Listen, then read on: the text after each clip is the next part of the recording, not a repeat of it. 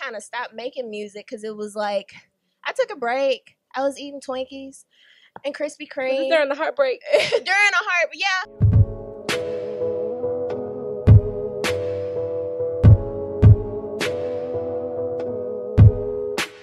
What's up, guys, and welcome back to another episode of Social Status and Media. As you know, I'm your host, Lex, and we're here with the pretty Miss Pretty Honore. Hey. Hey, girl. So how was the trip? Because you actually came from, was it Louisiana?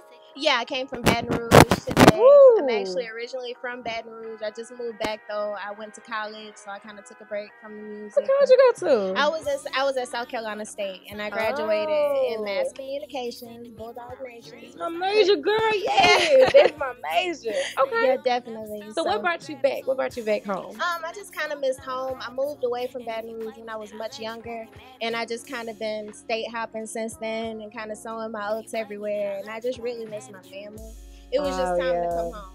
So now with your family, do they support the music that you do? Because that can be, Oh, definitely. My mom and my dad are so supportive. I've been doing this since I was 14. Really? And since then, ever since they found out I rap, they were 100% behind me. So when did you know that rapping was your thing? I always liked to write, and I always knew I wanted to be on stage, but I can't sing. So it was like, okay. That's so backwards. I can't really sing, so it's like, okay, well, there's rap, because you ain't got to sing to rap. And right. So what made you just do that push of when you wanted to travel with it? Like, when did you know you had to go professional? I was writing songs and just kind of telling close personal friends of mine about it, but it was kind of a secret of mine. And then one time, honestly, when I was like 16, my boyfriend broke up with me, and I was so heartbroken, right? So I was like, you know what? I'm gonna air him out, and I'm gonna put him on YouTube. And I wrote a song about it, and I put it on YouTube, and it got like 1,000 views. And for a 16-year-old, what did he say?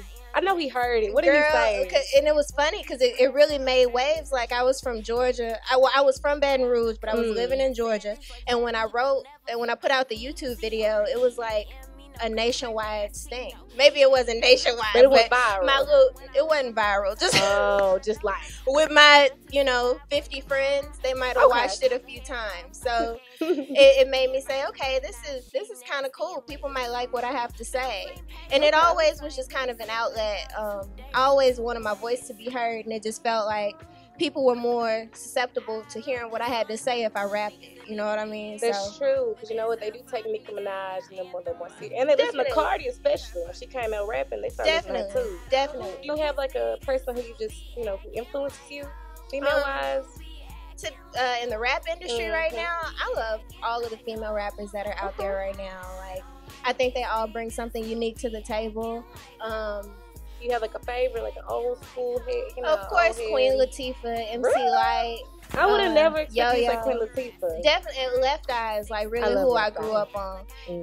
And that's who, when I first started rapping, everybody was like, wow, you sound like Left Eye a little bit. So that's a good compliment. Yeah, and that made me say, okay, maybe I got something, you know what I mean?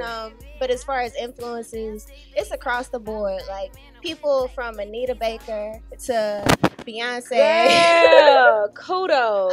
Kudos. A lot of R&B artists do have a place in my heart, but of course old school rap music. I like some new school people out there today too. Of course, Cardi, Nicki Minaj, Remy. I mean, I love everybody. I think they all bring something unique to the table. Now, you are performing your hits, Where, Super Saiyan, and I believe it's Swanky, correct? Yes, definitely. Now, I have to ask you Super Saiyan. We were talking about it earlier because I'm a nerd. So you told me it rhymed. Definitely. Like, a lot of times when I write songs, it's really just like, it's not writing. It's more just like, it's what comes. And it rhymed necessarily, I mean, it was an influence that, of course, Cartoon Network, I guess, all millennials. Right. We have a little bit of, late night Cartoon Network. And so that's where that really came from. It's so funny because on the way here, I was like, I don't know what to name these songs. Like, some of them I haven't put out yet. I just named them. Like, so it's just gotcha. So these are like your new release. Yes, these haven't even come out yet. Swanky is out on Spotify and iTunes right now, but everything else hasn't even come out yet. So I'm giving something special today. What do you expect from the crowd in Houston versus people back at home? I think music is so across the board.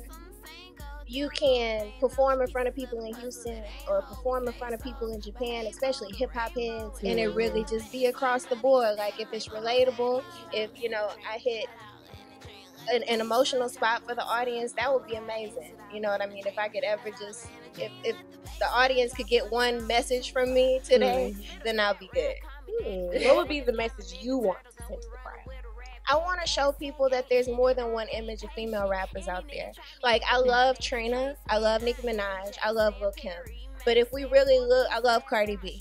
But if we sit and we look at those people, they have one thing in common. You know, a lot of their music is sexualized, and there's nothing wrong with that. That's okay, because I feel like women should be free to say what they want to say and be sexual, just like men are. On the other hand, that's not the only image of women and female rappers that there is. So I want to bring something else to the table. Not that there's anything wrong. I mean, we're women. Yeah, I love being sexy. I know you love being sexy. But that's not all there is to being a female rapper. You know what I mean? Sure, you gotta know how to cook. My mama taught me that. You need to cook. And that's the thing with women. We have to be so multifaceted. Like, I know for a few years, I kind of stopped making music because it was like, I took a break. I was eating Twinkies and Krispy Kreme. During the heartbreak. Yeah, you know, and I went through it too. And I took a step back, and it was like, okay, I can't put out no music because I don't look how I used to look. Like, I gained some weight. That's why they call you Pretty Honore. Thank you, and I appreciate that. But with your ensemble, I like that it's not vulgar. It's nothing like, you know, too much. And to tell you the truth, it took me a while to get there. You know what I mean?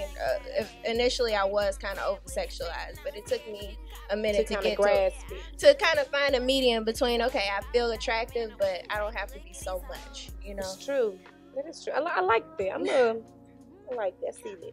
Now, how can they follow on social media? I'm at Pretty Honore on Instagram. I'm on Snapchat at Pretty Honore. Google Pretty Honore. You can find me. I'm easy to reach. If you want to talk, ask me questions, hear some new music, just look me up. I have some new stuff coming in the fall. Yeah, I know you guys are going to love her. Make sure to follow her, y'all. Rap queen right here. Make sure to like, subscribe, Social Status Media. You will catch us next time. And I mean, we out in Houston. She came all the way down. Make sure to like and subscribe this video. Thanks. All right, we out. By my recent desires, but I just keep getting higher. I will grind till I'm tired. They heard that I've been a gangster, so I should be on the wire. Selling dope to these junkies.